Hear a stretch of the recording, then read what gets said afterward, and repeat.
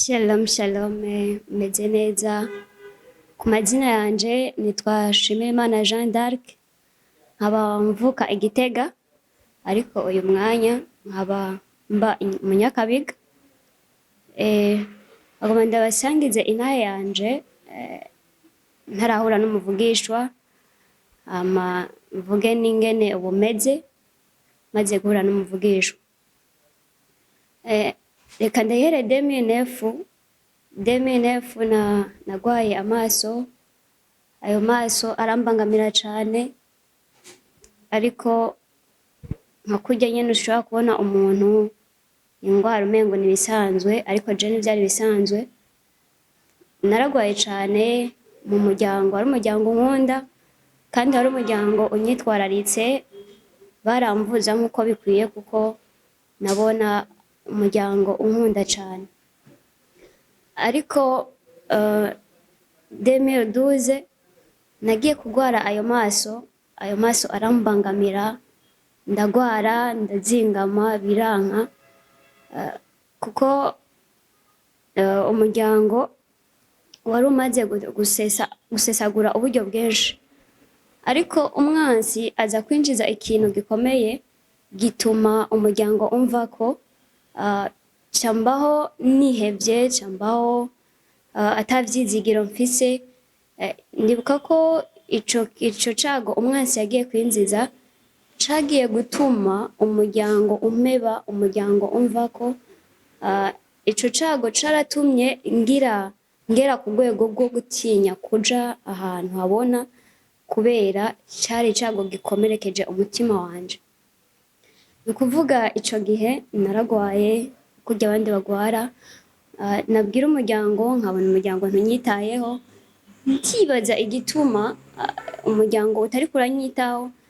Ndavuga nti mbebasha ivyo bintu nibiki, kuko murazi iyo umuntu agwaye akaremba hari igihe ataja hanze, usanga aguma aryamiriye ahari. Ariko ndashimira umugenzi wanje, niwe yama anyitaho ngwaye, akaza akamvyura akambwira ati tembera kugira ngo ugarure inguvu. Niho nasohoka hanze, campura n'umuntu ambwira amajambo yaciye kw'ico cago umwansi yakreye, gituma umuryango utakinyitaho, kuko caje kubabaza jewe kibabaza n'umuryango wanje. Muri make niho nagiye kuvyumvira, umuryango rero curampe.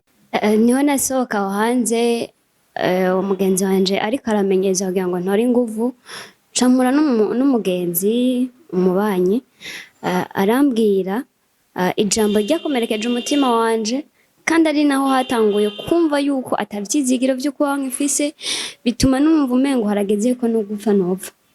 Kuko ndibuka ko iryo jambo naryatuye ndaribwira umuhungu tuvukana. Nukuvuga ico cago cavuga uku, ni kinyoma umwansi yari yakreye, bavuga hanze ko nari ngwaye navyo narinzi, bavuga yuko nasambanye n'umuntu, abantu basumba awanyibarutse. Cari kinyoma, canumva umubabaro bivanye n'ububabare bw'iyo ngwara nari mfise. Nta kintu nari nkikora, ntaco naheza iminwe, nari numva umubiri wose canke atankomezi ngifise, ndetse n'akabido k'amazi jewe sinashobora kugatora ngo ndagaterure canke ngo ntore n'ibiro 5 mu ntoki, kubera ayo maso yarangejeje kure. Rero ico kinyoma umwansi aragikreya, kirakwira igisagara cose ca Gitega. Aho nciye hose bituma nca umengo ngomba kwinyegeza, nca numva muri jewe ndihevye. Kuva iyo 2012 kuduga 2013, 2014 kugera 2017, ico kinyoma carangejeje kure, nanje bica bituma numva umengo harageze kumva. Ndibuka ko umuhungu tuvukana umunsi umwe arantembereza kugira ngo anganirize, kuko baciye bambonamwo iyindi shusho yo gukora ibyaha bikabije. Nanje ivyo bintu nivyo nibwakora, bica bituma mbayeho ubuzima bwo kwiheba. Haragize n'igihe abo tuvukana bambona nabi ku rugezo ruteye ubwoba, aho naho baza babi no mu gisagara ca Bujumbura naho baduga je nacanja kwinyegeza kuko nari sigaye ndababonamwo umutima w'ubunyamaswa bivanye n'ukungene nabo bamfata. Rero canumva ubuzima bwo kubaho kuri jewe ntibukishobotse, canta imyikomo kw'iyo ngwara y'amaso yari imbangamiye. Canumva ata muntu n'umwe ngishaka kuvugisha, abo tuvukana arahera imyaka n'imyaka ta jambo na rimwe bashobora kunyumvaho kuko niyo ngwara y'amaso hari hageze yaho ntagishobora kuvuga ngo ni mumvuze.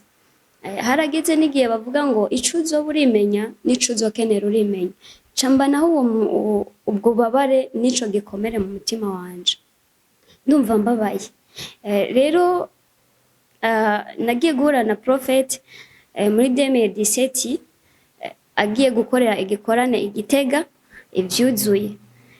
Niho nagiye guhura nawe, niwo munsi wa mbere nahuye nawe, nja mu gikorane ciwe. Umunsi wa mbere hajya asengera abantu, asengera abagwaye, hajya akora deliverance. Ndibuka yankuye amarori ambwira ngo nimbara y'amaso wizere urakize, ati genda yamanika ahantu aza kubera icibuzo. Nanje bivanye n'ububabare nari mfise n'uburibwe nari mfise n'ukungene ntari numva ubuzima bwo kubaho ko umengo kuri jewe ngo bari kirenga, nca numva mfise ukwizera gukomeye. Ni naho natoye ukwizera. Ni umwaka nakirijwemwo ariko nari mushasha mu gakiza, nta byinshi nta byo kwizera nari nzi, ariko ni naco gihe ni nayo tariki natanguye kuremerwamwo ukwizera, numva yuko Imana gukora muri jewe bishoboka. Nukuvuga nari ngeze ku myambaro indwi y'amarori. Iyo 2017 mva ko hari haciye ikingo c'imyaka 8 ngwaye amaso. Naratashe muhira kubera bari bazukungene mbayeho, ubuzima ko butari kirenga nama ngwaragurika. Ndabivuga muhira ati jewe nakiza. Bambwiye ngo wewe amaso yawe hamwe yokira twoshima Imana. Niryo jambo bambwiye. Nashize rero uko kwizera muri jewe, ndakomeza uko kwizera muri jewe.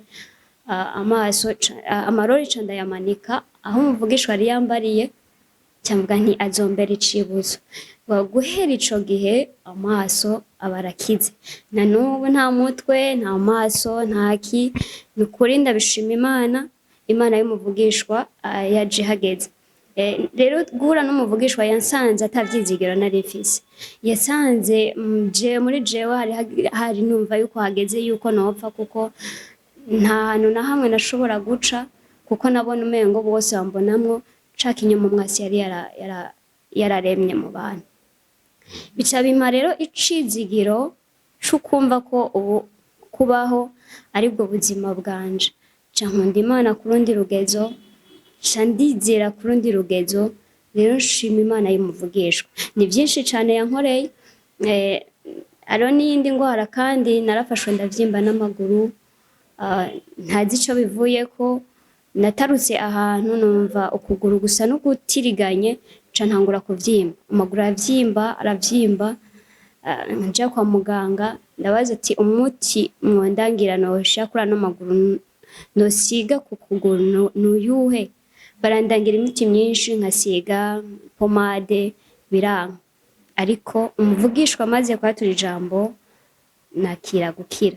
Nukuri ndashima Imana. Ndashima Imana kuko iyo yankuye aho hantu atavyizigiro nari mfise, iyo yankuye aho hantu abavukanyi bari barantaye, ariko ubu abavukanyi twasuye kwa abavukanyi, ubu turahuza. Kandi ndashima Imana kubw'ico cago Imana yankijije.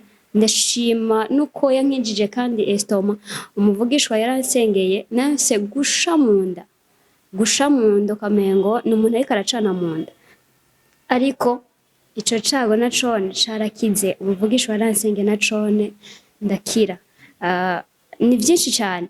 Ndashima Imana yuko nari nafashwe n'ibintu bintwara impwemu bigakwa kuntwara ubuzima, ariko ndashima Imana kandi ko Imana y'umuvugishwa yangiriye neza ikankura kico cago.